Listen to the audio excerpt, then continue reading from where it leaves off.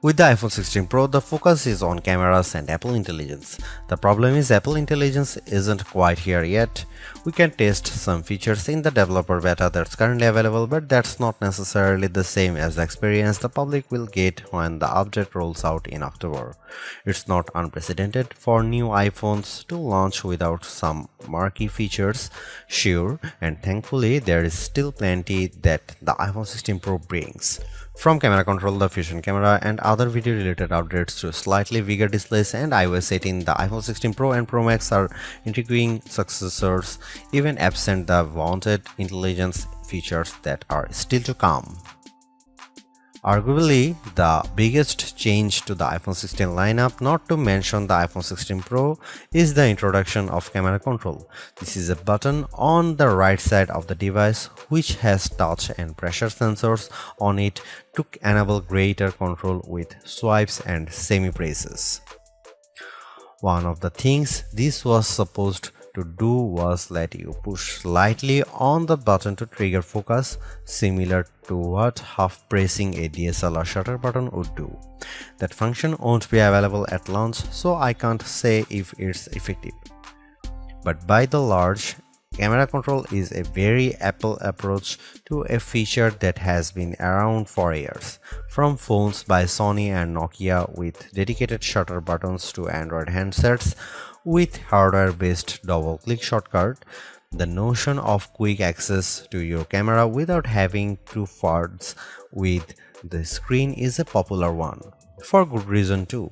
I've hated having to swipe or long press the icon on my iPhone's lock screen in the past, and even though I could set the iPhone 15 Pro section button to open the camera, it just wasn't positioned well and I'd have to give up my mute button. So, Apple isn't breaking new ground with its hardware shortcut for a frequently used app, but it does do a few things differently. With the touch sensor, you can swipe on it to tweak things like exposure, zoom levels, and tone, and the half press still works as a way to select options or go back out of menus within the camera control interface. In theory, it's a nice way to make changes in the fly. In reality, there are a few issues and they largely have to do with placement. The button sits a little further from the base of the phone than I'd like, so my fingers have to reach a bit more to press it, whether I was in landscape or portrait mode. This wasn't usually a problem when I had both hands free and could steady the iPhone with my other hand and readjust my grip. But if you are trying to take a quick shot with just one hand, the button's location can feel unintuitive. Of course, everyone has different finger lengths and ratios, so it's entirely possible that other people find this logical. It also depends on your grip. If you are cradling the bottom of the device in your palm, it's harder to maneuver. If you are covering part of the screen and reaching out for the button head on, it's slightly easier to use camera control. Still, even for those with the strongest claws, swiping and half pressing and double half pressing on the sensor is tricky. I was only ever really able to do that if I had my thumb holding up on the bottom edge and my middle ring and little fingers steadying the right end of the phone. Maybe this is a new camera grip I just need to relearn for this button. The awkward placement is a minor gripe compared to what I found most annoying, the button's touch sensor. Not only was it difficult to swipe through different settings when holding the device with one hand, it also reacts to accidental touches and swipes. Sometimes the phone would slide down my palm and change the exposure or zoom level, completely ruining the vibe. I should point out that you can go into accessibility settings to either tweak or swipe sensitivity or turn it off altogether if it really bothers you. Honestly, if you are planning on making adjustments with camera control, it's best to have time, patience, and both hands free. In those situations, I had a lot of fun editing settings and watching them be reflected in the viewfinder in real time. I also liked zooming in and out of subjects, decomposing a shot and tweaking exposure till I liked what I saw before then pushing down to snap the picture. I especially loved this while recording video since it makes slowly zooming in or out of a subject smoother than using the on-screen slider. Even if you are not a glutton for buttons, there are still some camera updates that might intrigue you. This year's flagships sport what Apple calls a 48 megapixel fusion camera, which has a faster quad pixel sensor. This enables what the company describes as zero shutter lag, which is wording it has used repeatedly over the years. In this case, it's referring to how quickly the camera will capture a shot after you press the shutter button. I will admit I was initially confused by this update in part because it requires relearning some behaviors I had adopted to mitigate the shortfalls of older cameras. Basically, the iPhone 16 Pro's cameras are now so fast that when I asked someone to throw something so I could capture it in motion to see how still the images were, my shots ended up being of the person holding the object. Our video producer and I were very confused, and it wasn't until the zero shutter lag concept was explained clearer to me that I got it. I had become used to pressing the shutter early since cameras, in my experience, would be fractions of a second slow. Apple has become so fast that it actually captured the literal moment I tapped the button instead of the split second after when the object was in mid-air. Depending on your mood, the new photographic styles can be fun or serious. Apple's tweaked the built-in camera filters to not only offer more options but give you greater control. Due to how the company has refined its processing each year, there is also an improved depth map captured when it detects a face in the scene. This, combined with a greater focus on color science around skin tone, has led to what might be my favorite new iPhone 16 feature. Whether I shot them in portrait mode or not, photos of people what I took using the iPhone 16 Pro were a dream to edit. Simply switching between the standard, natural, luminous, quiet or ethereal styles already resulted in improvements to be colors and shadows, but I could also tap on each thumbnail to access the new editing touchpad and drag a dot around. This let me more precisely tweak the hues and contrast levels, and an additional slider will let me adjust how warm the image was.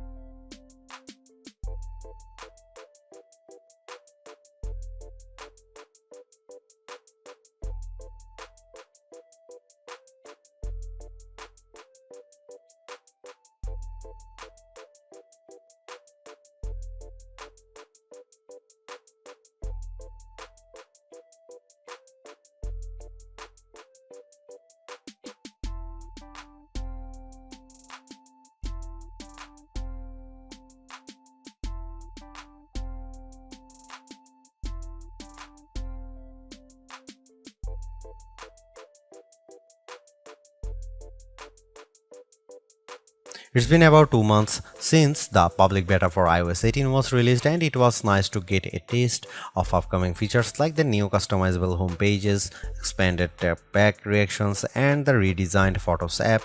With the iPhone 16 launch, iOS 18 is basically ready for prime time with some caveats. This year, more than ever, it's hard to figure out what's coming to your iPhone and what isn't. With the release of Apple Intelligence slated for October, features like writing tools, cleanup for photos, and the redesigned Siri won't be ready till next month, and even then, your non-Pro iPhone 15 won't be compatible. Plus, some features that were teased at WWDC like Genmoji still haven't been added to the iOS 18.1 developer beta, which is where most Apple Intelligence features have been arriving as a preview for app makers. Within the iPhone 16 lineup too, there are things coming only to the Pro models like multi-layer recording in voice memos. It's confusing and can make choosing your iPhone a trickier decision, but for this review at least, the iPhone 16 Pro and Pro Max are getting everything. I cannot wait to try out multi-track recording in voice memos, and I hope Apple sees this yearning as a sign that it should bring this to more devices.